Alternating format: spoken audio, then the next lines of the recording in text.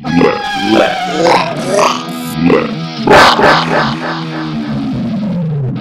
this is Brandon from Crobot.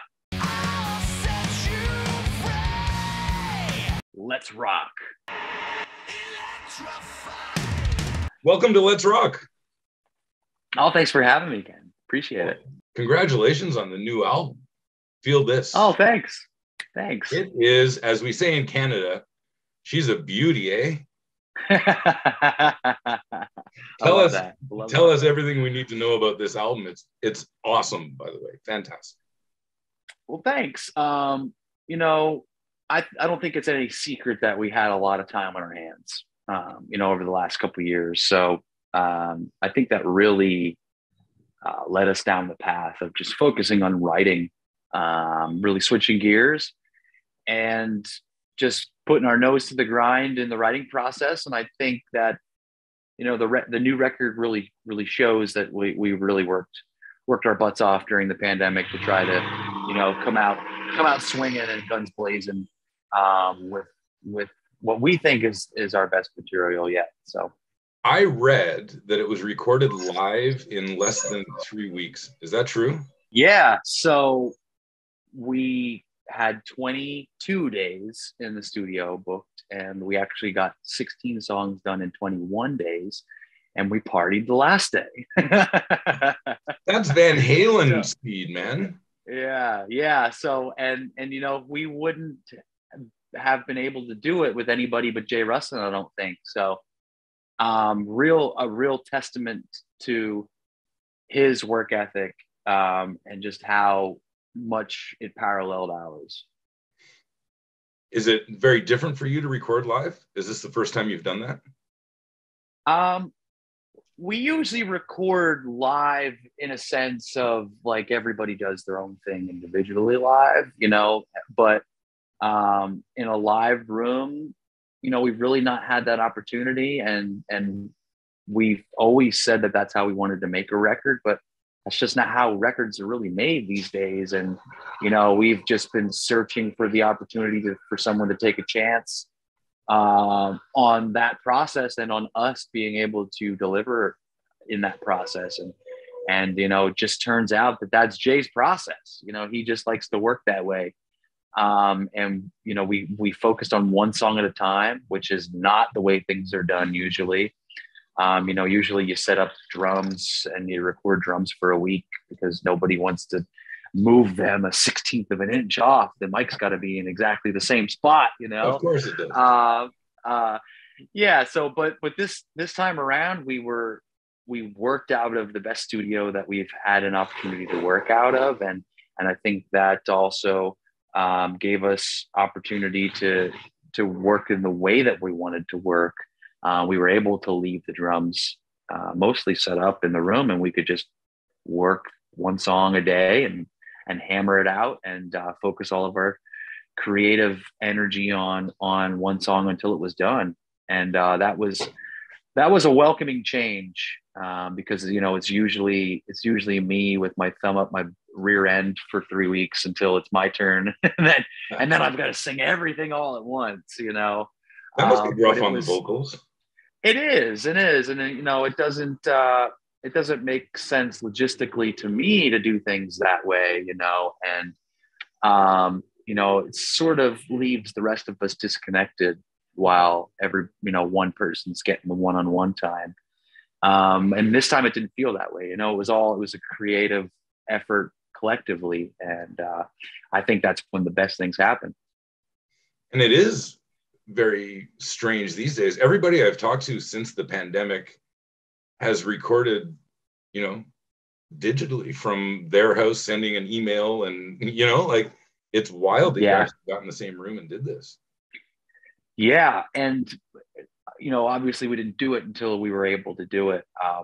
And what made things even harder was everybody was trying to do the same thing at the same time, right? Once they said go, we were all like, out of my way, so it was a little bit of a task to nail down Jay and try to get the schedules to align in the right way, but thankfully we did it. And we knew we only had a short period of time to do it, so we were all ready to get in and get our hands dirty. Yeah, and the result is fantastic. And I'm going to keep going back to this. You see it behind me. It is very Van Halen. The early Van Halen was all recorded live in just boom, boom, boom, boom, boom order. And, you know, some of the greatest albums ever made. So, you know, maybe there's something to this live recording thing. I think so. I mean, like I said, we've always thought so. It's just not the way producers do it. It's not the way engineers do it anymore. And I totally understand. You know, but it doesn't leave a lot of room to happen when you take everybody out of the room. And you know, I know even during the writing process, when I'm in a vacuum by myself and I'm smelling my own farts, you know, it's just like, you know, sure, it's all good. You know, it's all good. You need somebody else to come in and say, no, that stinks, man. So it's a needed thing. It's a much needed part of the process. Right. And the last time we spoke, we had a good chat about how cool it was that you have your own sound. And you know, the new album is definitely a step forward in the sound. You're evolving, but it's still totally Crobot. Yeah. Is there a focus on, okay, we're going to try and get a new sound, or is it just whatever comes out? I think we've always known who we are, and I think that's really one of the only reasons we have been able to, you know, stay on the straight and narrow, if you will, when it comes to just keeping that originality and our finger on that pulse. You know, our philosophy has always been, can you bob your head?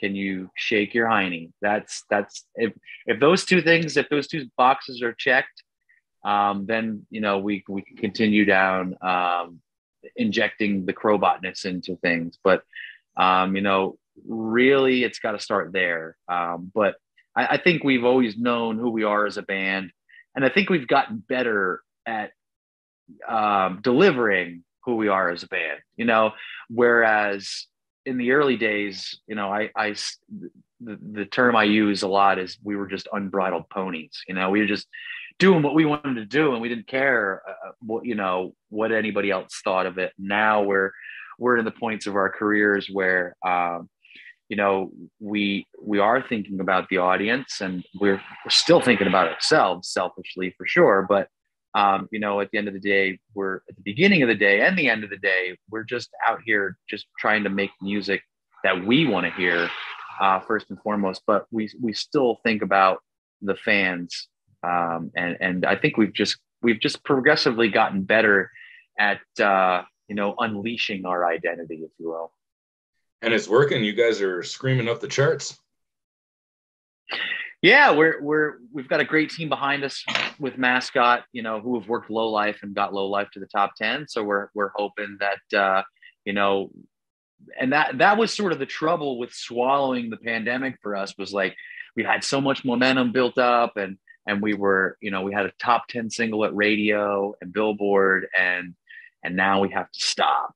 And it was definitely frustrating and maybe demoralizing a little bit at certain points, because you don't know if you'll ever be able to pick it back up where you left off. And there's just, you know, this fear of the unknown, but having a great camp behind us who's willing to put as much into our creative work as much as we have is really a breath of fresh air. And we're thankful to have Mascot behind us.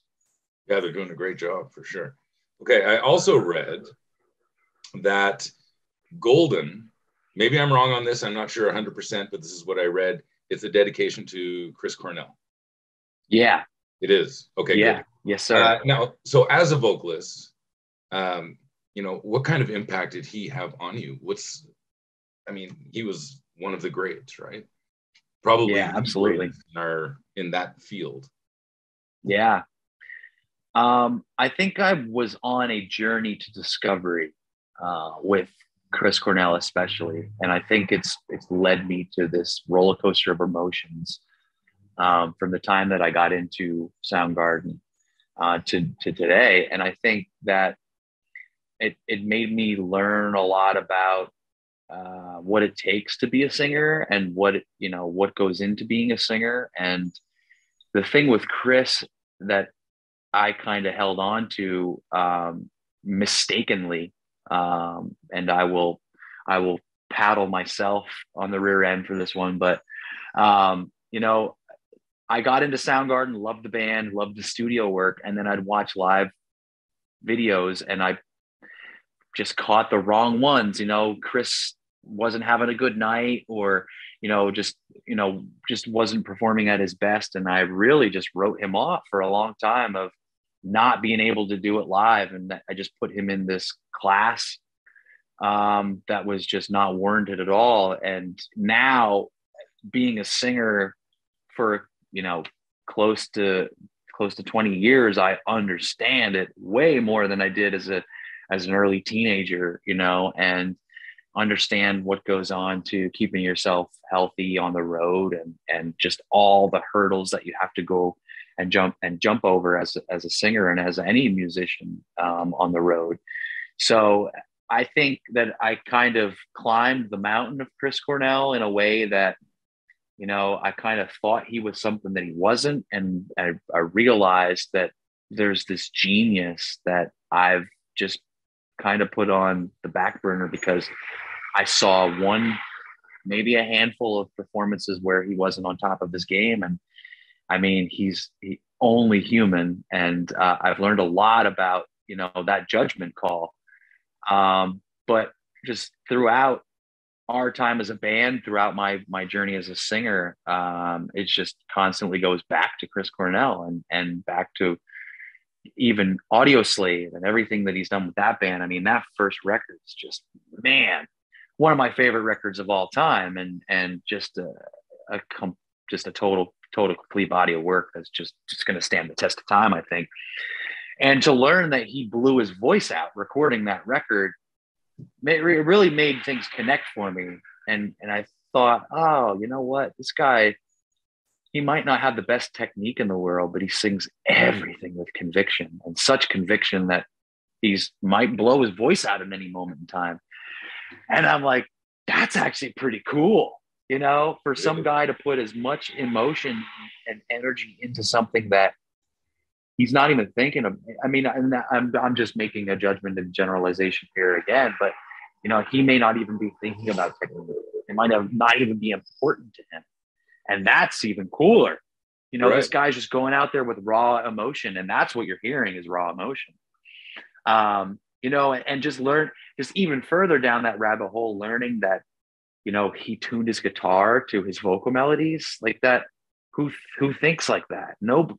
I've never heard that before. So it just goes to show that this guy just is not normal. He doesn't think normal. He doesn't approach singing normally. He doesn't approach songwriting normally. I don't know that this guy approaches anything normally. So upon the years of just continuous digestion of who he is as a person and a musician, I've grown to love him more and more and more and more. And he just finds his way into what I do more and more and more. So when we were writing this song, we were really hesitant to even, speak of the song in that way, because we didn't want it to seem like a coattail ride or something that just didn't come from our hearts. And the more time we put into it, the more we just wanted to call a spade. And we're just like, listen, this song sounds like Soundgarden. These words sound like they're about Chris Cornell. And it just was like, you know what, this is a tribute to Chris and everything that he's done for us as a band and everything he's done for me as a singer, and just this journey that I've gone on, just growing to love this guy more and more, and realizing just how much he has done for music. Right. And it's also important to realize that people love putting up the shit, not the good stuff. So, when you go to YouTube and you see that, you're gonna find more bad videos than good ones, because people like to rag on people. Yeah, and I got to experience it firsthand. And my one Soundgarden story is we were playing Webster Hall, playing the lower level, and we saw posters hanging around. Soundgarden was going to be there tomorrow. I'm like, what? Soundgarden's going to be here tomorrow. Can we stay? Is there any way we can stay? No, we can't stay. Oh, all right. Well, that sucks. And then we learn that they're sound checking upstairs today for tomorrow's show. So we were all like, oh man, that's awesome. And then one of the guys, a few of the guys, they ventured up while they were sound checking and came back down and said, listen, you guys gotta go up there. Don't tell anybody you're going up there. Go behind the coat check. There's a door. Follow the door upstairs. Don't let anybody see you go up there. So I followed instructions, went upstairs, and they were sound checking Fresh Tendrils. And my God, Chris was just perfect. Perfect. So I got to have this experience of being in the room while they were sound checking with probably 20 other people. And he just flawlessly performed Fresh Tendrils. And I thought in that moment in time, I'm like, man, all that time knocked him for just not being able to do it. And here he is doing it with grace at soundcheck. At soundcheck, right? At soundcheck. So that's the one. Yeah, right. And that's the one and only time that I ever got to see him perform. Oh, really? But I'll take it. Yeah, it's the one and only time I ever. We were playing Louder Than Life a couple weeks later, and of course, the unfortunate events occurred, and we weren't able to share the stage. But I did get that one moment, and that's the one moment that I'll cherish always. What a loss. Oh my God, what a loss. Yeah, absolutely. Yeah, it's one of those ones that you won't feel until another 20 years later. Here we are 5 years. I can't believe it's 5 years already. It's just God, it's just like Jimi Hendrix. It's like losing Jimi Hendrix. Like, how much more would have graced the musical world, exactly, if he had lived another 5 years, Exactly. It's just crazy. It's happening too much these days too. Yeah. With Taylor Hawkins and Eddie Van Halen and all those guys. Oh my God. It's just, it's not something you like to see, but I mean, it's a harsh reality. I mean, really, really think about the history of music and how long music, like mainstream music, has been around. Not very long. And I think we're reaching that threshold where it's like, a lot of these guys and gals aren't going to be around much longer. And it's not something we've experienced before. It's going to be a lot of heartbreak in the future. Absolutely. Yeah. It's sad. Oh my God. Eddie Van Halen was the last one where I was like, oh my God. Oh man.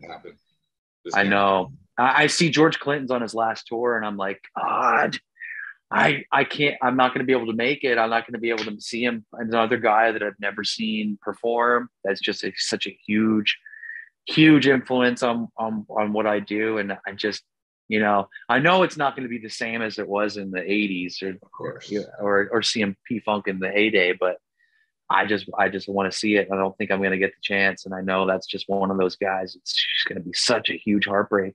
Yeah. It's depressing to think about, honestly. Yeah. It really is. So let's get back onto you guys here. That was a little tangent, but that's cool. Where do your lyrics come from?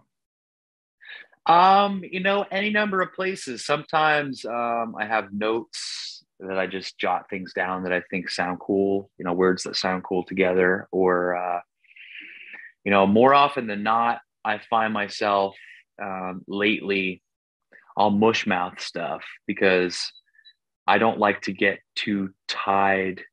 I don't like to get too tied to ideas because I love the words. So anymore, it just starts as mush mouth and maybe something will sound similar and I'll keep, the consonant sound intact and I'll find a word that, and reverse engineer the lyrics almost. But sometimes I go into it and I just, I just turn everything off. I close my eyes and I just let Bishop's riffs take me to a place. And more often than not, something will come to my head that will spark something, and then it's on to the races. So it's I'm always interested about this as a big music fan. Riff first, melody second. Yeah, usually that's how we operate. The pop guys will tell you that's insane. You don't work that way. It's melody first.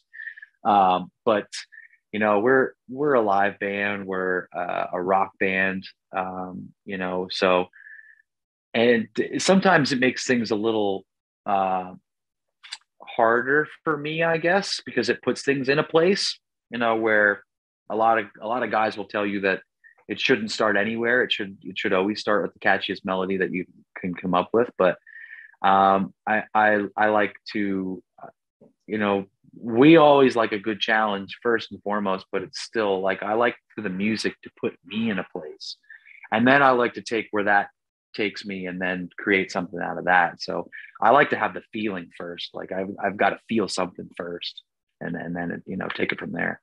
Okay, cool. Cool. I've always wondered that because I watched that Elton John biopic, and it was always the words first, and then he put the music to it. So I've always wondered, Yeah. you know, is everybody different, or is that kind of standard? Yeah. Well, Bernie and Elton are, you know, they're different all in of itself too. That's a strange creative duo there. Right. But yeah, I mean, that's it. And it's insane to me to think about things like that. I mean, just think about all these amazing songs that have started, you know, with somebody's poem, you know, and Right. Elton writing a song to somebody's poem. It's just an art in of itself that, you know, some guys are able to do it that way. Some guys, you know, take a different approach. And I think we like to do riff first, you know, and I work on my own sometimes, and I'll have ideas sitting that stemmed from something else that maybe started as just a melody or something, or a voice memo of me thinking of something while I was in the shower or something like Right. that. You know, sometimes it starts like that, and I come back to those ideas. But more often than not, it's just I let Bishop send me something, and however I'm feeling, then we'll chop it up and restructure it, you know, how I hear it, and then I'll write words and melodies to that. You just got off the road with Shaman's Harvest. They're fantastic too, by the way. How was it being back on the road after all these years? Oh man, I can't remember at all ever in my musical career that I haven't played a show for that long of a time. You know, since I've been 15 years old doing this, I don't think I've ever gone that long. So it was definitely turbulent time in that, you know, we had no homeostasis, and but you know, getting back on the road it's just like, you know, this is what I've been missing. Is it This is what really, life's been really missing. different? You know, it was that first. See, this tour here is. We did a little run maybe a year ago. We did a couple weeks out, and that felt different because we were so fresh out of everything, and you know, being a band and with our status, you know, we're not too far gone from, you know, we play clubs, we're playing small venues, we're not playing, you know, to thousands of people on our own. So we're kind of one of those bands that we knew we'd be on the front lines, because we would be the ones that could go out and do it in a safe capacity. So once we were able to do that, it was a little different, and very different from us, because we're used to just bouncing around, talking to everyone, hanging out at shows. And then, you know, suddenly it's not safe to do that, or the entire tour could be pulled in an instant that anybody gets sick. And it just makes you think about things differently. And, you know, I didn't like hiding. I didn't like hiding during that period. It just didn't feel right. Things are a little different now, you know.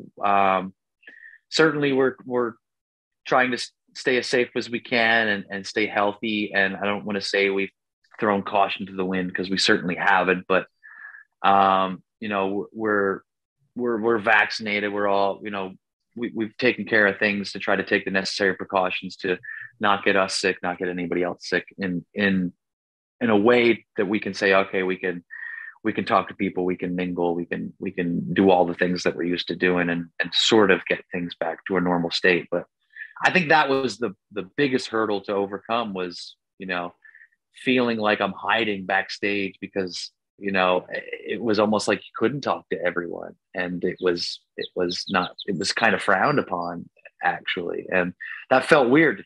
That felt weird mostly than anything else. Yeah, yeah. I mean, I've been to a couple shows, and it is pretty weird to sit there. You know, I saw Judas Priest, and there was like 10,000 people there, and I was just, am I safe here? What's half the show? I was worried about whether I was going to get sick or not get sick. Very strange. So yeah, it's a very strange time indeed. It is.